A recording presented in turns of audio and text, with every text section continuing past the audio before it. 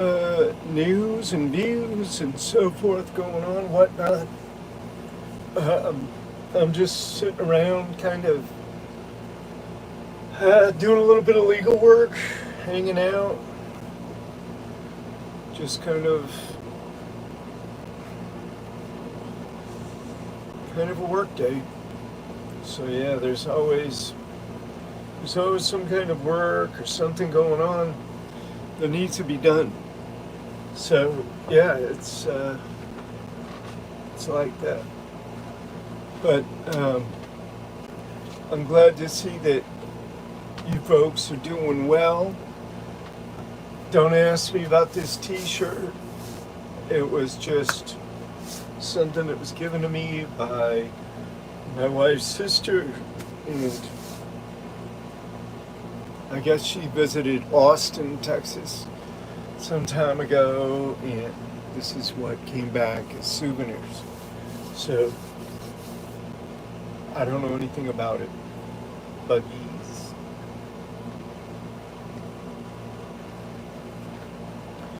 anyhow, yeah, I'm just sitting here doing some legal work and just trying to keep it real.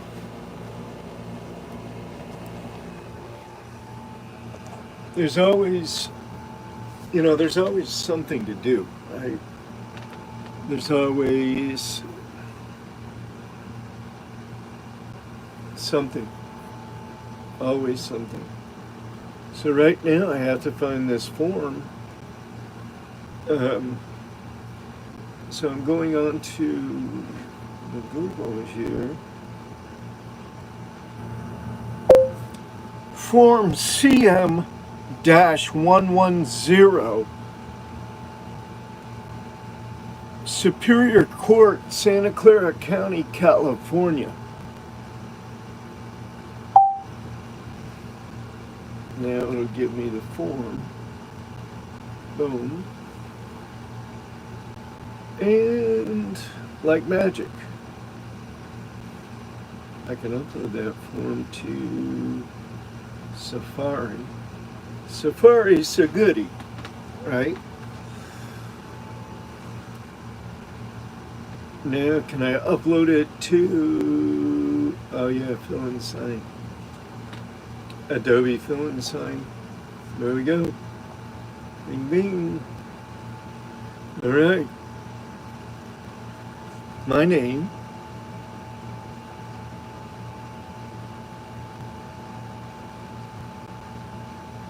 I'll get this adjusted.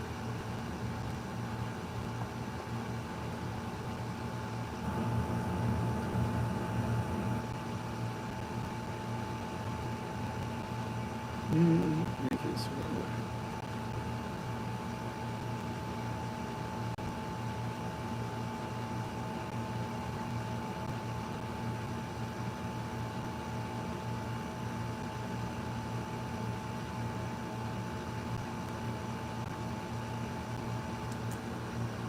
Put the phone number.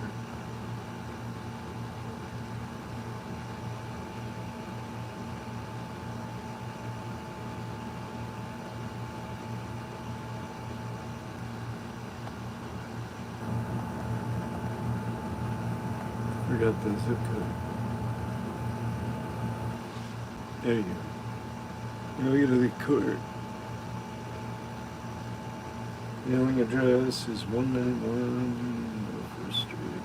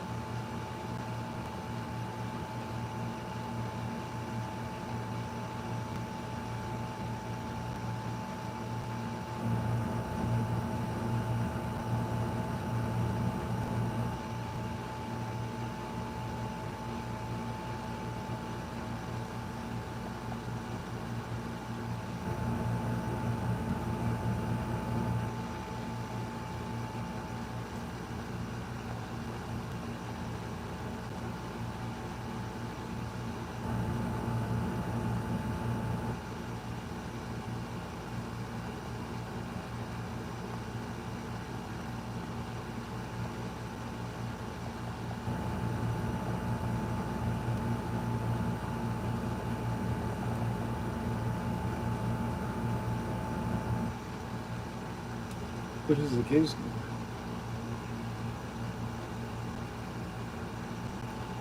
Yeah, I don't know what the case number is. I gotta look up the case number. I'm really bad about trying to keep up with case numbers, but it makes it a lot easier to be able to just fill out a form on one of these pads. I usually just do it with a pen, I usually just print the form and fill it out by hand and go that way as well. But hey now, no, I didn't catch a new case. No, thank God.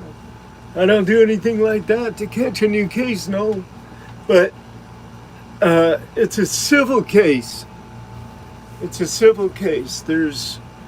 I've got a little bit of a lawsuit going on. And it's against the Kaiser Hospital and their security staff because they falsely imprisoned me. And yeah, it was a little bit of an ordeal. Yeah, that happened on Veterans Day, 2024, November the 11th. Yeah, that was not a good time, man.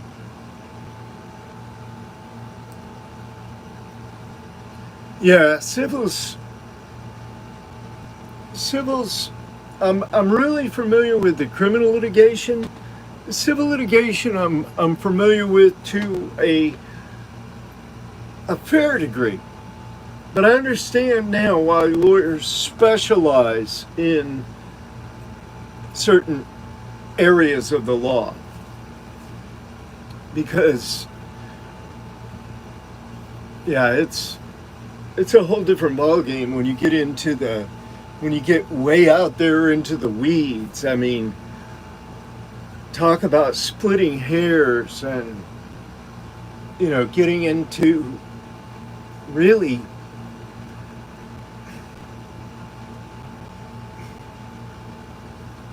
I think a lot of the law is territory that, the reasoning represents territory that is unnecessary. It's not based on fact, not based on human realities, right? And then again, it does seek to, I guess, settle things out in a civil fashion.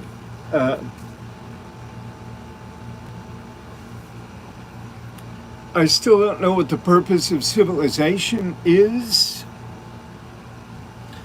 Yeah, no, I can navigate it. No, yep.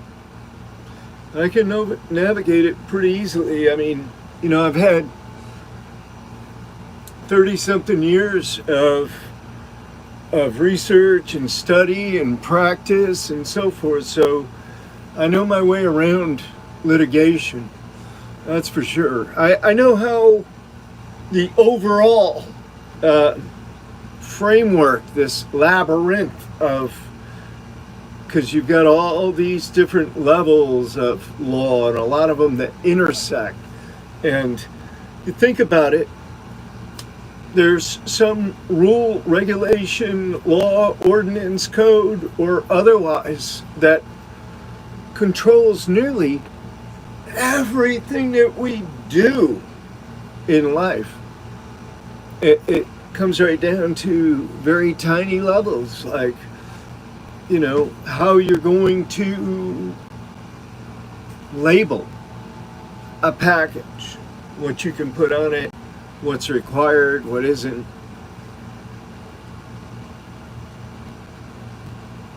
Yeah. I mean, it's not like it isn't that big of a deal. Let me put it that way. It's a big deal. But with my background and training It's just a matter of time, really, having the time to continuously put into it. I've got a few other projects going on at the same time, so it's just a matter of management. Which right now I'm just trying to kill two birds with one stone. I'm just trying to kind of holler out at my friends and neighbors. There's a Sparky too. My friends. Yeah, man. I haven't heard from you guys in a while, man. I tell you the truth, I'm coming up to speed with this. I'm coming up to speed with the new YouTube videos series. But, it has to kind of take shape. And again, time is of the essence. I've got a lot of footage. It's just a matter of getting it out there, putting it together, and making good sense of it. And, I'm trying to juggle about 6 different things. And that's kind of what kills you too, is if you take on too much, then you're not going to be any good at anything, right? Yeah, no, I mean, this is kind of the thing that we're doing is we've got this property and I'm building everything out of these pallets. I go and I get these pallets for free. People just want to get rid of them. They want to throw them away, and it costs them, to out here in California, they have to pay to get those dragged away usually. So they give them away for free, and I go around and I get them, and I take them down there. We've got a little piece of land in the mountains, and I'm building out a pallet palace, like, a retreat where, I've been going there, and this is pretty much meditation central.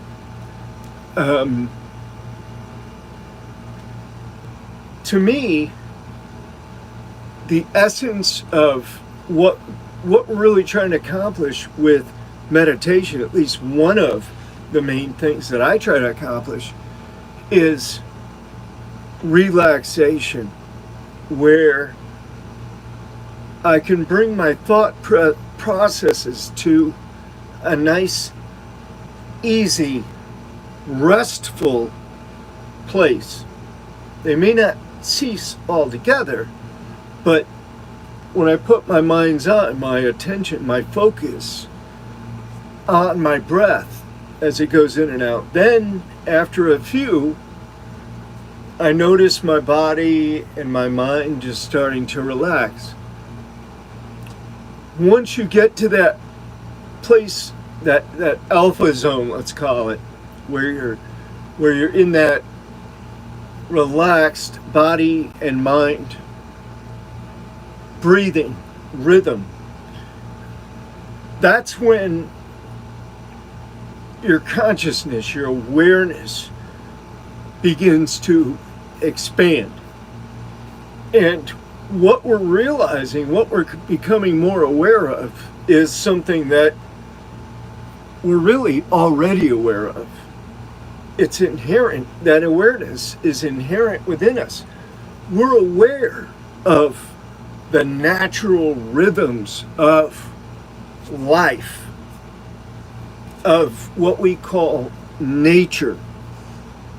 And, it helps if you have natural surroundings in order to bring out that type of consciousness. And you say, well, what is the practical purpose for a human being to have that kind of consciousness? And I can name a lot of them. I could go down through the numbers or the letters on this. But simply put, it helps us to live our best lives as human beings, to, you know, have a different, a more comprehensive awareness of human life and the rhythms, the natural rhythms of human life and all life, everything that surrounds us. I mean, it's, you know, we get distracted by commercialism and stress and emotional ups and downs and dramatic roller coaster rides, and you know, we all have part of our psyche that's built from the movies or from Hollywood or whatever you want to call it, right? So you know, we're trying to offset some of that, which causes us to make a lot of mistakes, causes us to lose a lot of the quality that's potential, you know, and we have these capabilities. We all have these capabilities. We just need to calm the fuck down, chill out a little bit, learn how to relax enough so that our awareness, our perception of the ultimate realities, at least as far as we can know as humans or understand or experience, it's not an intellectual thing. Not really. It can be explained to some degree intellectually, but overall it's not an intellectual thing.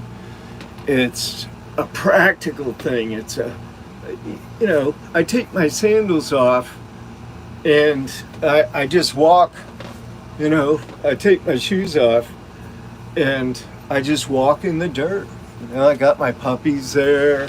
They're playing around all the, you know, work site and everything. And I'm building out these little areas where this one that I built already, I'm gonna be showing it in the video.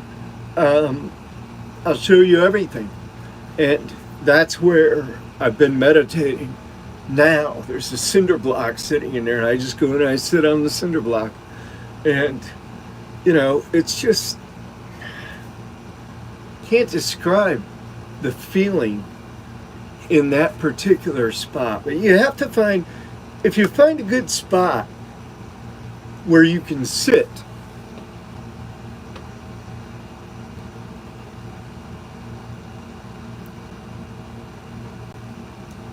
yeah. No, I know what you're saying, Sparky. But, you know, each person, though, you know, mine, I'm a hardhead. I'm an original hardhead. I admit it, you know. Just dumb, you know, I guess. Because I don't learn that easy. So I had to go through this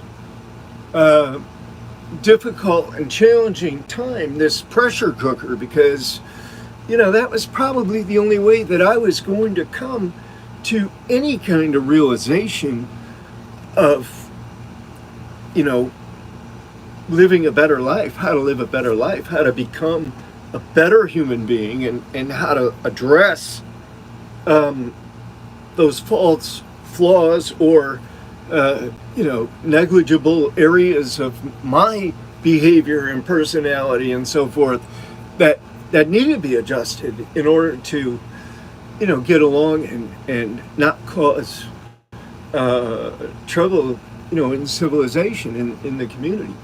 I think we have these really great opportunities here in the United States. I think we have, you know, personal freedom is everything. Personal liberty, personal freedom is everything. If you don't have that, that's what this country's about, personal liberty. You know, it's not about, you know, misusing that in order to take away somebody else's. That's where the law comes in. You know, you have to have a civil way of dealing with those instances, because we're just human beings. We have an animal nature. We're gonna do shit, right? But I think one of the most what I used to do at the ADX Supermax. Here's what I was doing, right? At one time, I'd get trash bags from the orderly, or I'd get an extra shower curtain. Like I might move into a cell because you had to move every 90 days. Sometimes sooner than that.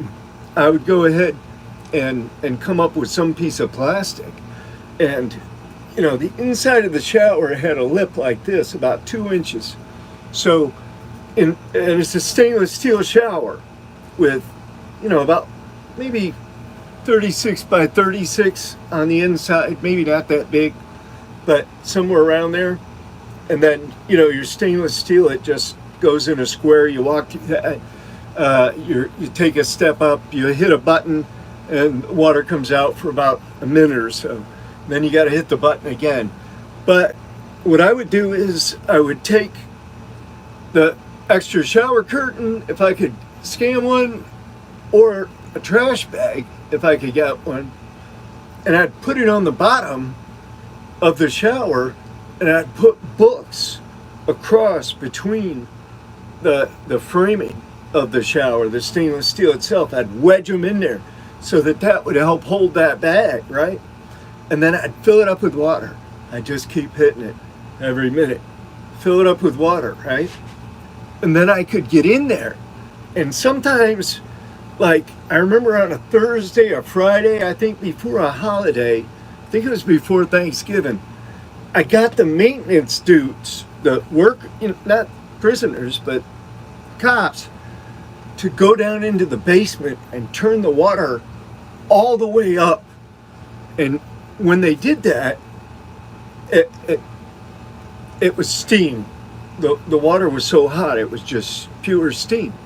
So I would take and I would close off the shower, and I would close off the top with newspaper, whatever, and I'd put a sock, tie it to the nozzle so that the water just comes down the sock, right? And this is without the bag. And I would make like a sauna, like a steam room. But, these were little benefits, I guess. To me, they weren't little. To me, they were like huge.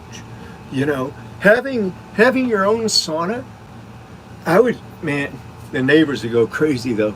You keep running that shower, like I'd be up 2 or 3 in the morning running the shower, right?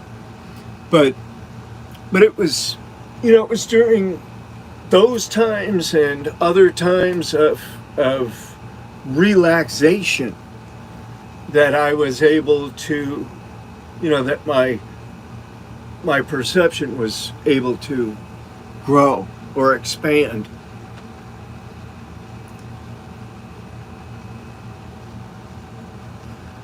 And one day I'm sitting in my shower. It's evening time, right? I got that bag almost full. The books are there, but guess what had happened? Water had went over the edge of the bag when I moved around in it, because I used to go underwater too. I'm going to answer your question now, Noel. Here's what I'm thinking.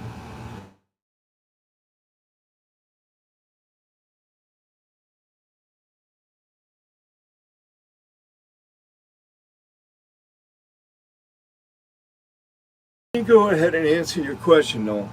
Because here's what I'm thinking. Because I'm thinking, I used to go under the water, and having your face in water is an ancient practice. Now, I used to do it as a kid, like in the sink in the bathroom. I'd fill up the sink with water and put my face in there and blow bubbles, or see how long I could hold my breath, all that kind of stuff. But I'm thinking that with a bowl, if you take a bowl of water and you just take a breath, there's a process here that I'll also discuss in the videotapes. But basically, you do a little bit of breathing exercise, and then you hold your breath and you put your face into the water, and then you let the air out slowly but fully into the water. And sometimes you do it rather, depends on where you're at and what you're trying to do. If you're trying to get rid of a lot of aggravation or something like that, you might want to blow the bubbles out really hard. You might want to blow into the water really hard. Or, but the main thing is to try to cultivate relaxation, like just to have the water just touch your face and come up around your face. I think that's a really good technique, and I used to do that routinely at the ADX and lots of other places where I'd been. I remember at USP Lewisburg, the penitentiary, in the basement, in the old shoe. This is the old pen, brick, built in the 1930s. It looks like a monastery, right? But in the basement they had these single cells, and they most always kept me in one of them. I mean, solitary confinement, or being locked down, they just kept me that way most of the time. But there were these sinks that were made of porcelain. They were those white porcelain, nice rounded porcelain sinks. And occasionally you could catch the water there when it was relatively warm, or maybe first thing in the morning when it's really cold and it's coming straight out of that river, out of that tank. I've used that technique many times just to relax, just to try to be at peace. Because ultimately, isn't that what I'm trying to do? I'm just trying to be at peace, man. I'm not trying to cause some other human being some kind of hardship or havoc. I'm not about that. I'm just trying to be cool myself and live in harmony with the flow of nature, and to just try to get whatever understanding I can. I believe that this human being is only temporary. I think that we're all just passing through here. I don't think that, the Buddha's teachings are that there is no permanent soul or person or being, that our origination is from the source itself, and we don't even know what those particles or elements consist of. It could be an atom within an atom within an atom within an atom. Who knows? Could be all that shit. But I do know this: my human brain, is not equipped to deal with all of the metaphysics. I know them. I kind of think I understand what they're talking about generally, but that's not of any real concern to me. My concern is just to find practical ways of staying on a good path, keeping it together. And one of the main ways we do this is, I just happen to have this book here, by the way, not for this purpose, but one of the main ways that we do it is with this type of program. This is called the Mind of Christ program, but it's tantamount to the manual program for personal growth and development. But this tracks This is a step-by-step daily practice, and it goes through 30 different characteristics or attributes that were demonstrated by the historical Jesus during his lifetime, and that are reflected also in the New Testament scriptures.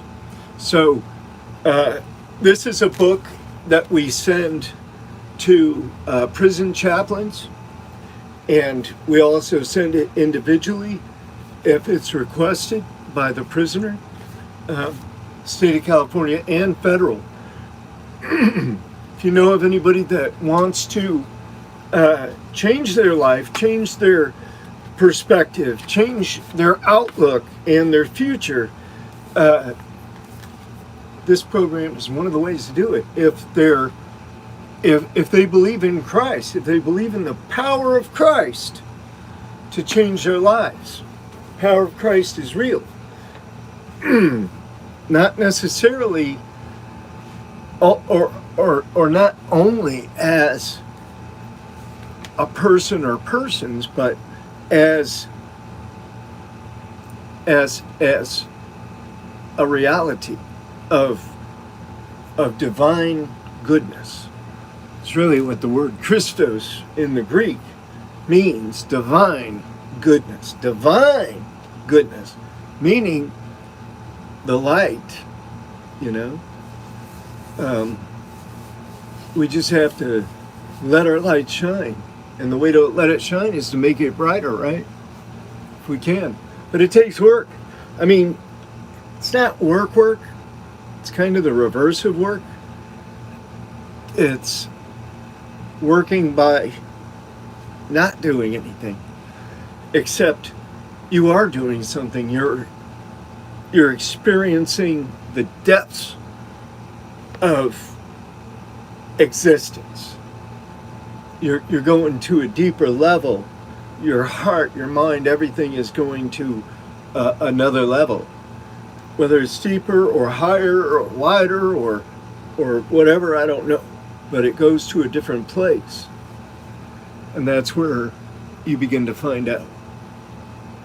Yeah. Who you really are, what your real capabilities and opportunities. But here's one thing I want you to remember and keep in mind too, that